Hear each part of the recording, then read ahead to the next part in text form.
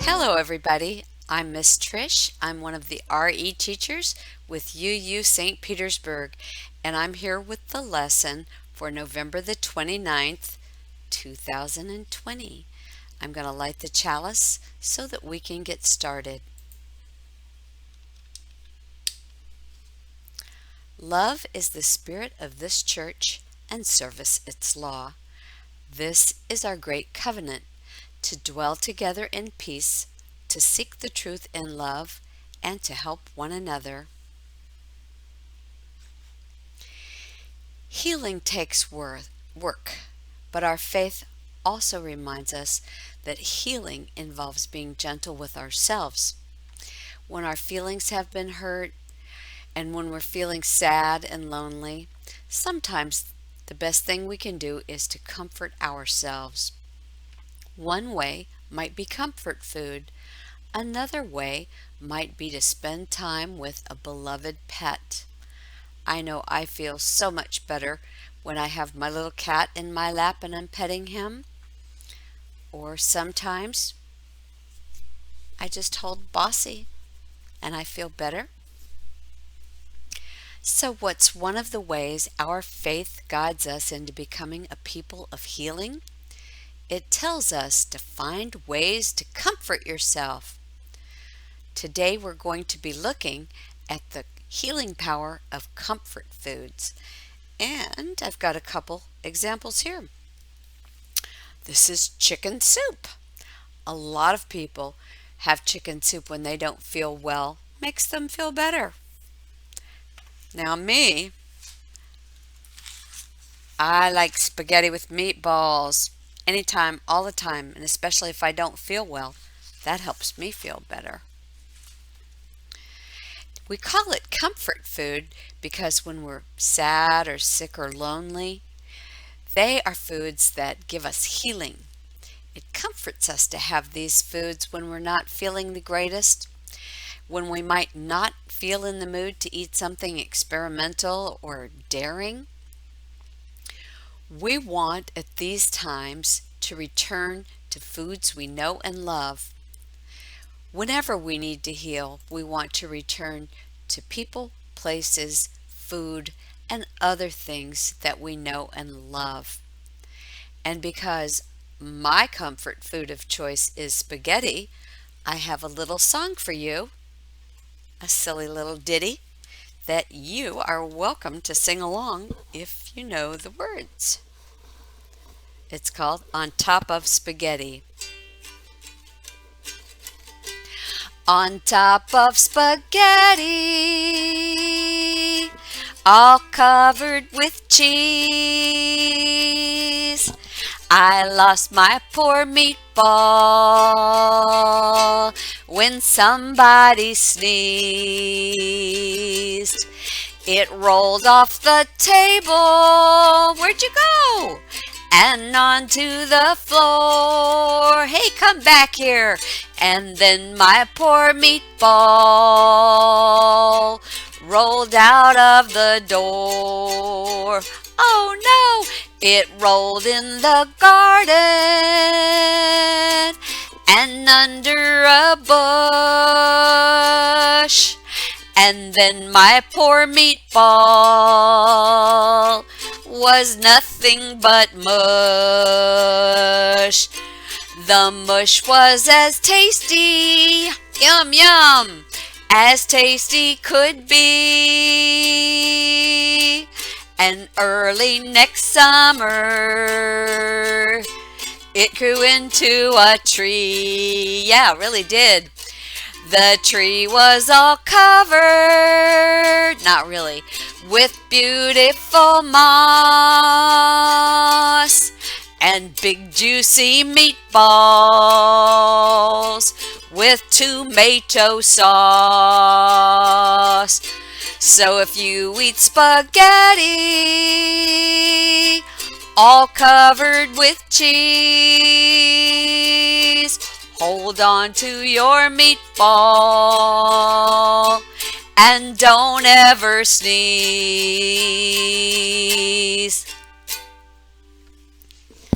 So if you haven't already learned that song, that's a real fun one. So, do you have some favorite ways to comfort and heal? A favorite food for those times when you're not feeling the best? Here's an example. Katie's mom handed down her comfort food of graham cracker cereal. When Katie's mom was a little girl and she wasn't feeling well, she would break up graham crackers into a bowl and pour cold milk on them and eat it like cold cereal.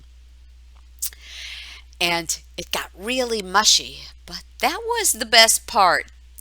Katie and her sister still to this day will sometimes eat graham cracker cereal like that, even though they are both grandmothers now. According to studies, chicken soup may also have some medical value for colds and flu. It helps clear congestion in your sinuses, as well as thinning mucus so that you can cough it up easier. In addition, research shows that it might have a mild anti-inflammatory effect that can also help to ease these symptoms.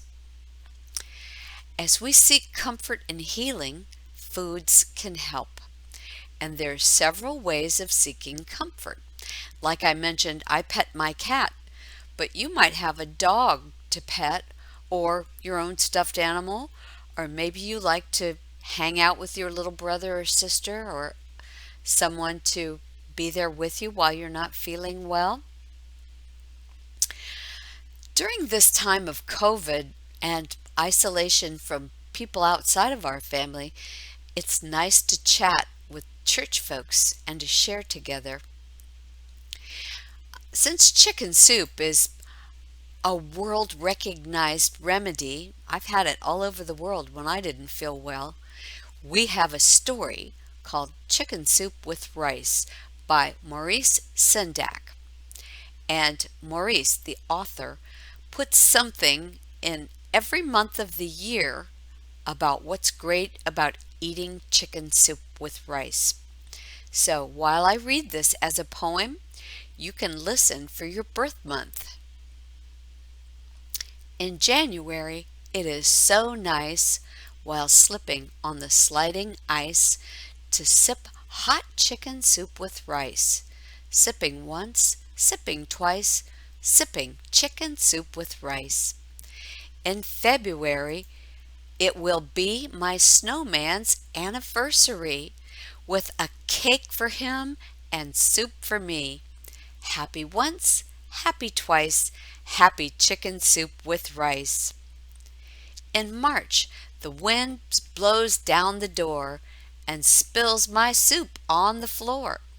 It laps it up and roars for more. Blowing once, blowing twice, blowing chicken soup with rice. In April, I will go away to far off Spain or old Bombay and dream about hot soup all day.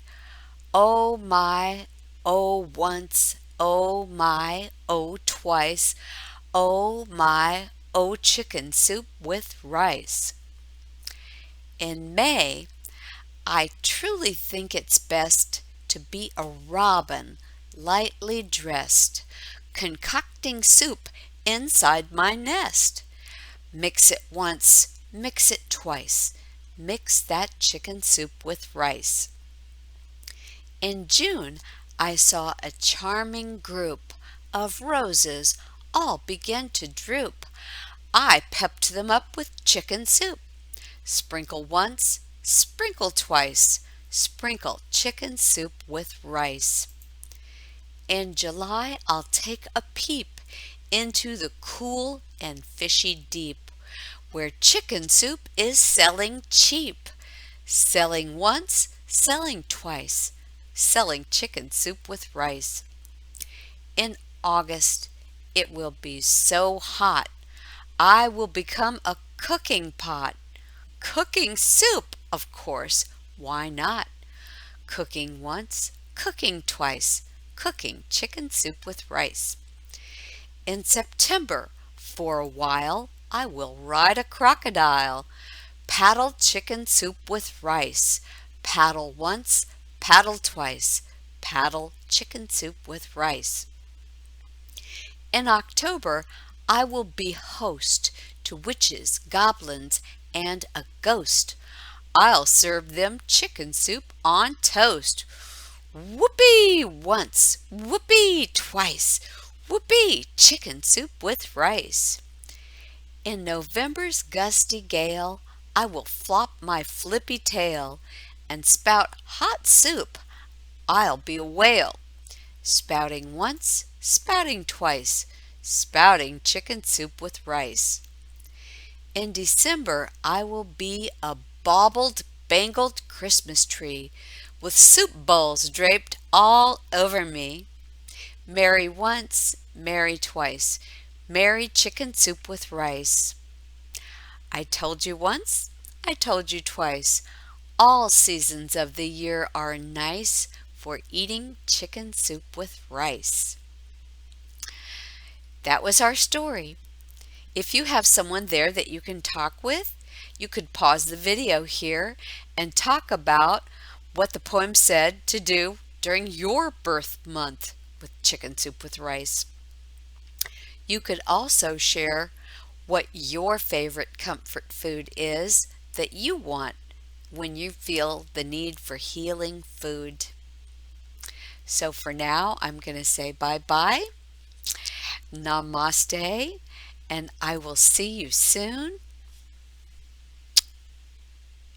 Here's Miss Jeanay for the rest of the lesson. All right, now kids, I want you guys to pretend that your head is a hard shell that wants to be tapped. So place your hands above your head and use your fingers to gently tap the crown of your head. Say the mantra, tapping once, tapping twice, tapping chicken soup with rice. Tapping once, tapping twice, tapping chicken soup with rice. Breathe deeply and pause. Next, say the mantra in a few key areas that prove efficient for reducing stress and healing. After each tap, say the mantra, tapping once, tapping twice, tapping chicken soup with rice. Breathe deeply and tap the top of your head. Tap the top of your head. Tap your eyebrows beneath the collarbone, the center of your chest bone. Then move back up. If you have somebody else do this, it kind of feel like they're tickling you, right? So you guys go ahead and try that.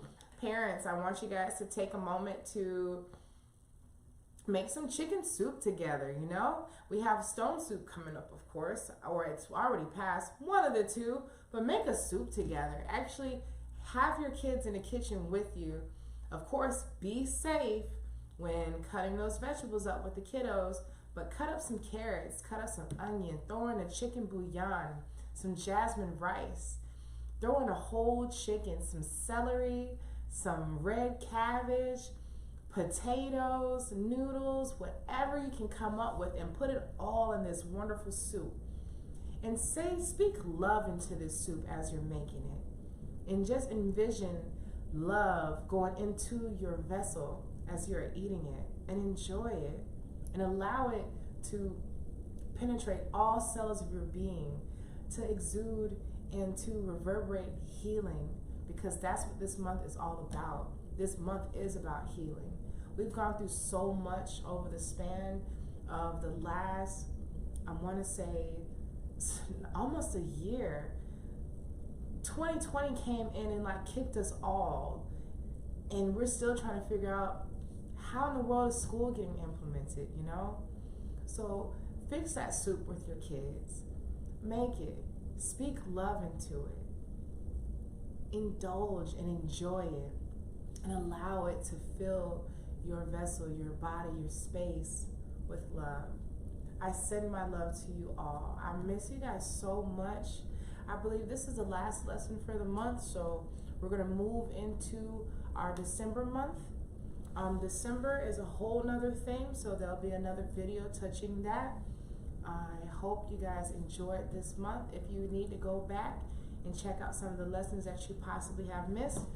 Our lessons are available on youtube.com/UUSTPETE, and just go under the K through 12 lessons, and you can view all the lessons that we have recorded since the beginning of quarantine. So, you guys, once again, there's a siren out in the background. I think it's time for me to go. Have a great, great, great Sunday, and I miss you guys so much. Yes, take care. Bye.